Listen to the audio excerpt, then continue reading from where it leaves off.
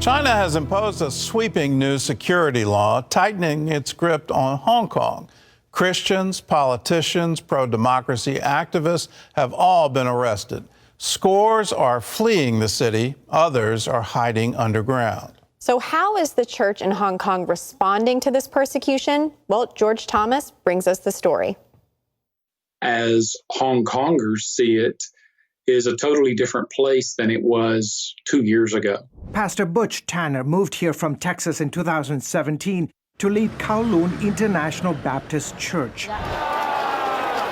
Then, in June 2019, anti-government protests erupted over a controversial extradition law, plunging the city into months of chaos and bloodshed.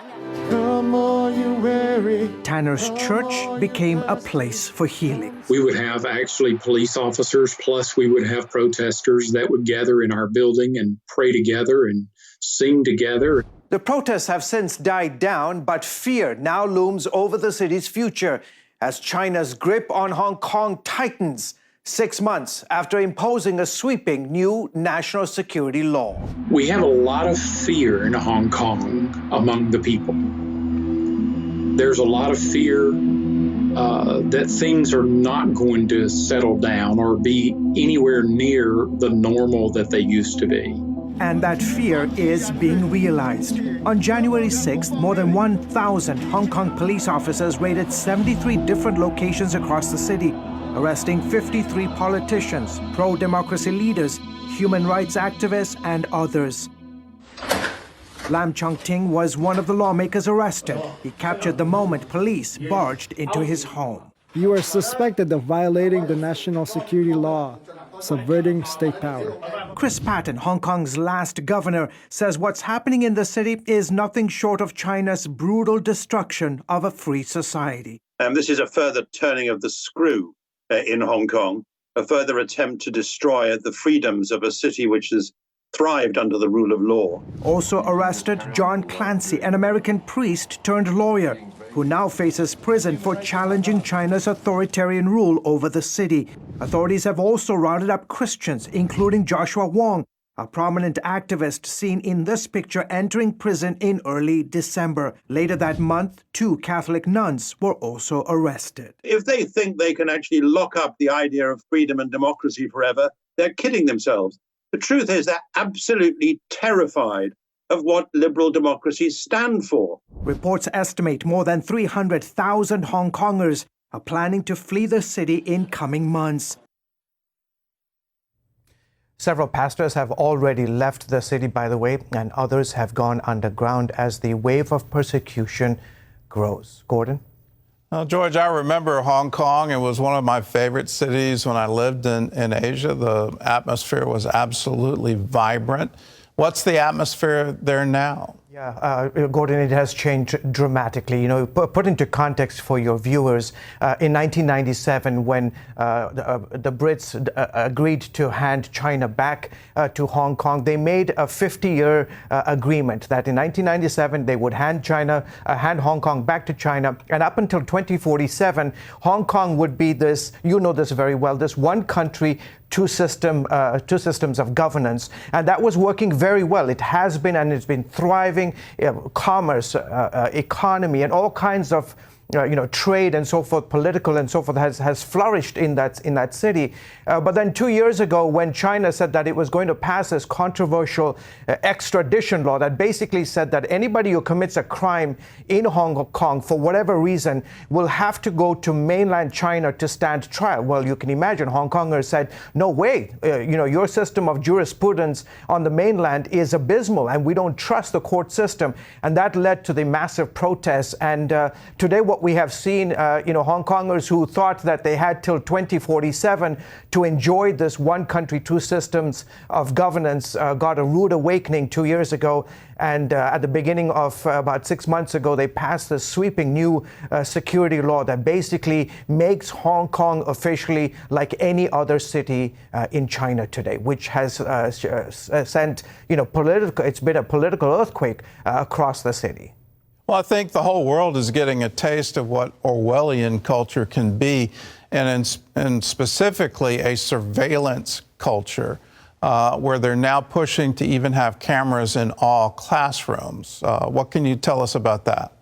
It's a similar pattern that you're seeing in the last 10, 15 years in China. China has really found a way to use artificial intelligence to be able to pretty much blanket their own country, the entire country of China with facial recognition software and cameras all around the place. You've seen them as you've gone to China over the years. And the same thing's happening in Hong Kong. They want to put these cameras in schools to monitor what teachers are saying, Gordon, so that if there's any criticism against the Hong Kong government, any criticism against Beijing, against Xi Jinping, that you will be charged under the so-called subversion of state authority, that you are a threat against the system of governance, against Beijing. Again, this is another example of what is happening today in Hong Kong and has been happening in China over the last 10, 15 years longer, but the crackdown is more intense, as we have seen since Xi Jinping took the reins of power of China. Well, the past 2 years have certainly seen a crackdown on Christianity within China, with destroying churches, taking down crosses. Is that in store for Hong Kong?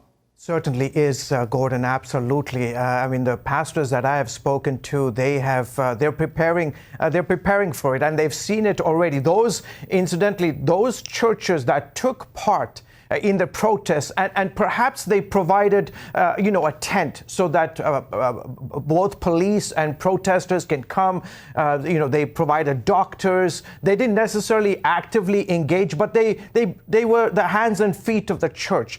Today, those churches and the pastors of those congregations are under pressure. They have gone underground. Some of them have left, as I mentioned in the report, Gordon. Some of them have left the city. The estimates are that in the next few months, over 300,000 Hong Kongers are planning to leave the city. But the church is ready. They said they will continue to preach the gospel, come what may. They know that this message of the good news of Jesus Christ needs to be preached, whatever the circumstances. And they see their brothers and sisters over 70 years of persecution, how the church in China has continued to grow. And they are taking a page, so to speak, from their brothers and sisters on the mainland. Well, it's going to be a real change for Hong Kong. Christians were the heroes during the SARS outbreak. Christian doctors put their lives on the line. Christian churches put their lives on the line, caring for the sick. Yeah. What a huge change. Well, we have a viewer question from Instagram. What has happened to the United Nations, and why is there not a driving force coming against this sort of thing? Yeah, what has happened to the United Nations? That is a good question. Beth, I mean, really, I think what we are going to see under this new administration led by President Biden is a completely different approach. When Donald Trump was the president, he went to the UN and basically said that, this idea that the United States is going to be governed by a global community, by a global organization. Heck no, that's not going to happen. He talked about, America first and pursuing things that were in our interest beyond just the interests of the United Nations. We are going to see a sea change, and we saw it already. The fact that the U.S. has now rejoined the World Health Organization, is rejoined the Paris Agreement, and it's going to have a different approach. This White House is going to have a completely different approach as it relates to interactions with the United Nations and the various bodies. Keep in mind, this is a body, the UN human rights body, that includes folks like Cuba and Pakistan and Saudi Arabia, overseeing the issues of human rights. Like, are you kidding me? So again, this administration under Joe Biden will take a very, very different approach compared to what Donald Trump did over the last 4 years. All right. Well, George, thank you for your insights. You're welcome. You can always get the latest from CBN News. All you have to do is download the CBN News Channel app. It's available on all those different stores, and you can watch it on your television or a smartphone or device of your choice.